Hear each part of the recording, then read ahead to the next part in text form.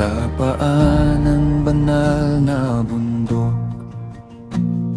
tumigil ang bawat yabag. May katahimikan sa hangin na puno ng bigat at hiwaga. Tinipon ng mga salita na minsang narinig lang namin, ngayon ay sinasa puso bilang pangakong susundin. May dugo sa gitna ng tipan, palatandaan ng paglapit. Hindi simpleng pangako lang, kundi buhay na iniaalay. At sabay-sabay naming sinabi, susunod kami sa iyong daan. Sa ilalim ng apoy at ulap, may relasyon na nabuo.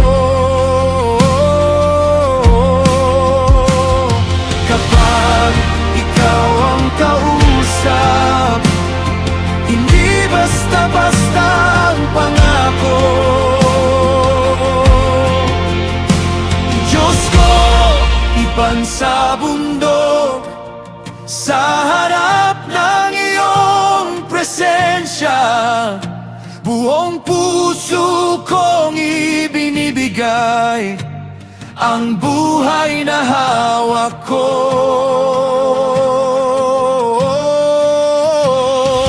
Tipan sa bundok na hindi ko sisirain,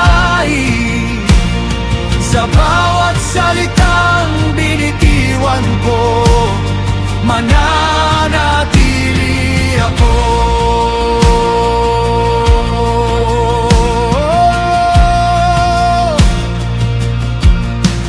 At may isang umakyat palapit sa kapal ng ulap at apoy, habang ang iba'y naghihintay.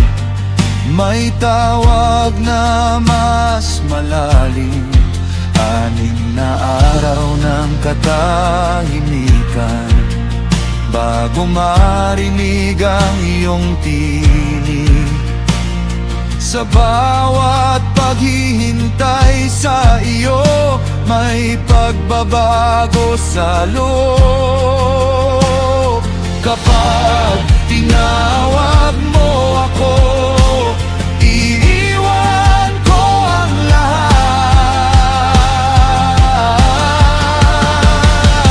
Ipan sa bundok, sa harap ng iyong presensya, buong puso kong ibinibigay ang buhay na hawak ko.